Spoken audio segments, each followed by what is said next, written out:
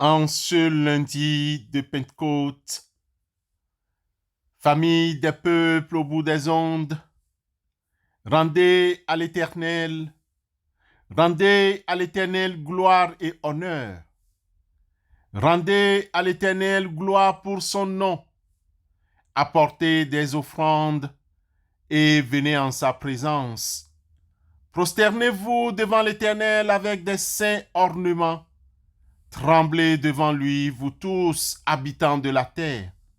Le monde est affermi, il ne chancelle point. Que les cieux se réjouissent et que la terre soit dans l'allégresse. Amen.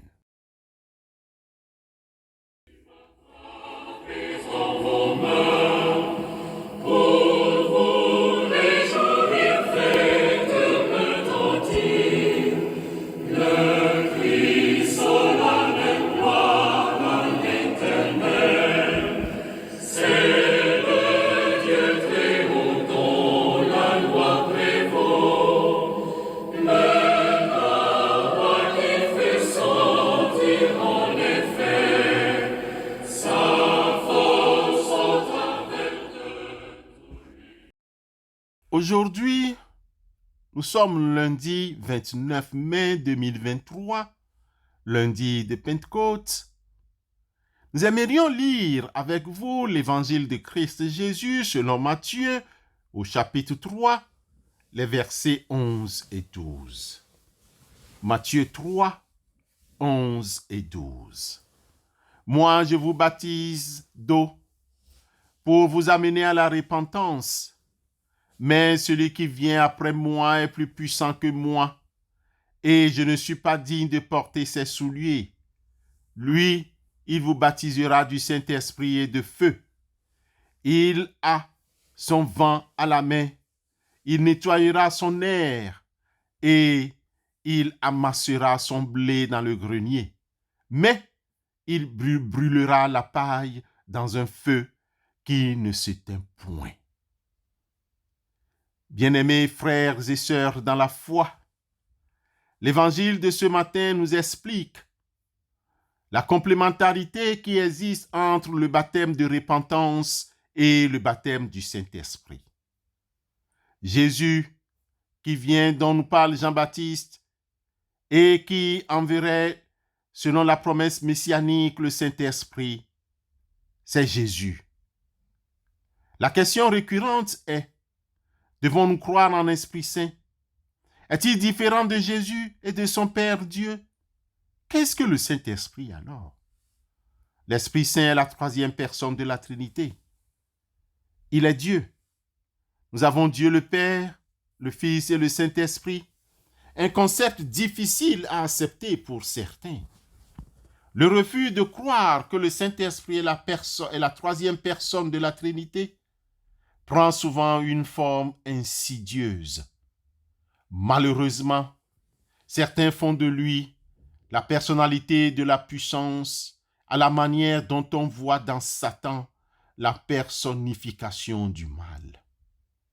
Tout au long de l'histoire de l'Église, il s'est trouvé des gens pour nier la personnalité de l'Esprit Saint, à commencer par les monarchiens, les ariens, les sociniens et aujourd'hui les unitaires, les libéraux ou certains théologiens néo-orthodoxes.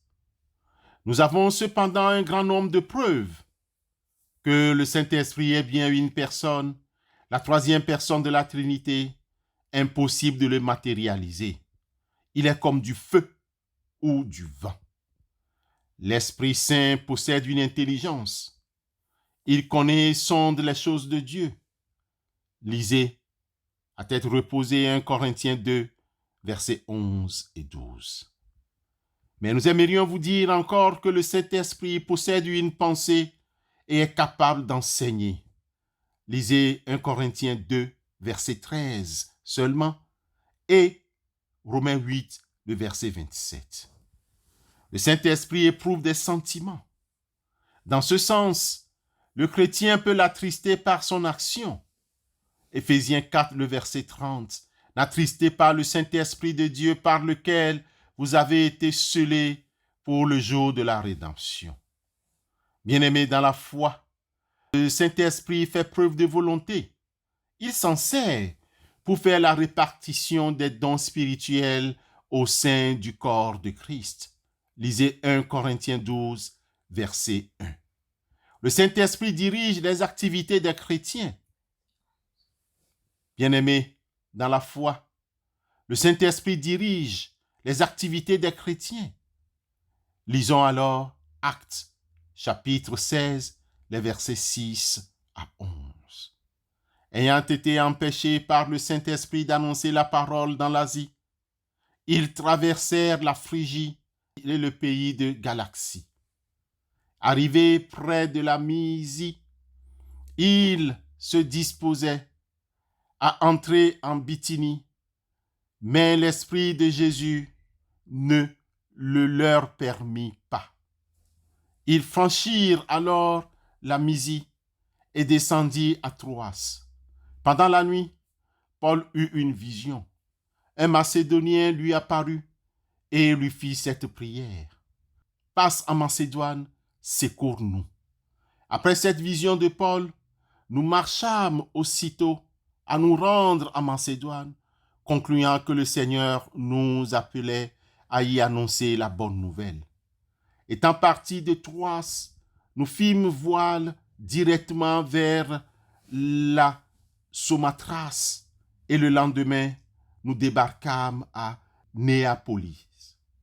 Bien-aimés dans la foi, contentons-nous ce matin de ces réalités sur le Saint-Esprit et vivons notre foi librement en Christ Jésus. Amen.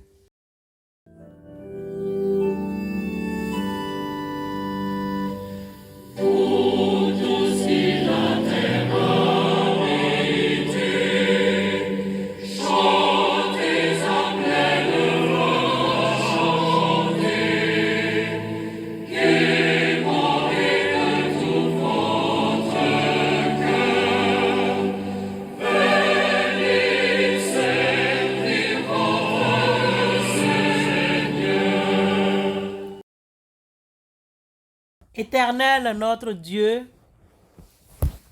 ce matin, nous venons vers toi pour te remercier, t'élever, te proclamer ta sainteté. Merci pour l'effusion du Saint-Esprit en nous.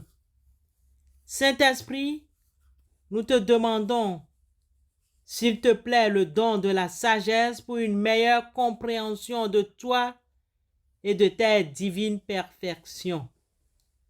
Nous te demandons le don de l'intelligence pour une meilleure compréhension de ta parole, les mystères de la foi.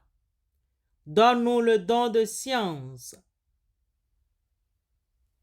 Donne-nous le don de conseil, afin que nous sachions orienter notre vie selon les principes de la foi et que, en toutes choses, nous puissions chercher conseil auprès de toi et le trouver toujours auprès de toi. Donne-nous le don de force afin qu'aucune peur ou considération terrestre ne puisse nous arracher à toi. Donne-nous le don de piété, afin que nous puissions toujours servir ta majesté divine avec amour filial. Donne-nous le don de crainte, le don d'amour respectueux de Dieu, pour qu'aucune peur ou considération terrestre ne puisse nous arracher à toi. Au nom de Christ, notre Rédempteur, nous te prions. Amen.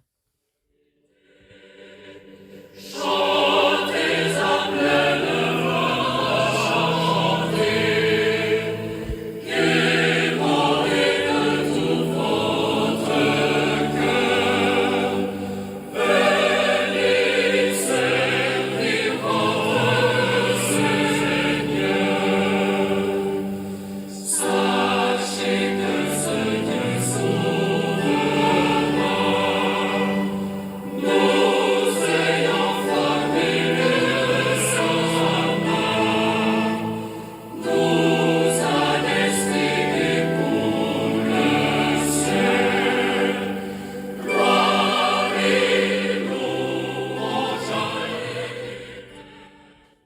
Recevons la bénédiction de la part du Seigneur avant de vaquer à toute autre chose.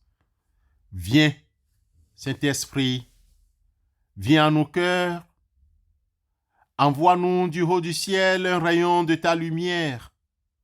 Viens en nous, Père des pauvres, viens dispensateur des dons, viens lumière de nos cœurs, consolateur, souverain hôte très doux de nos âmes, adoucissante fraîcheur, bénis-nous. Amen.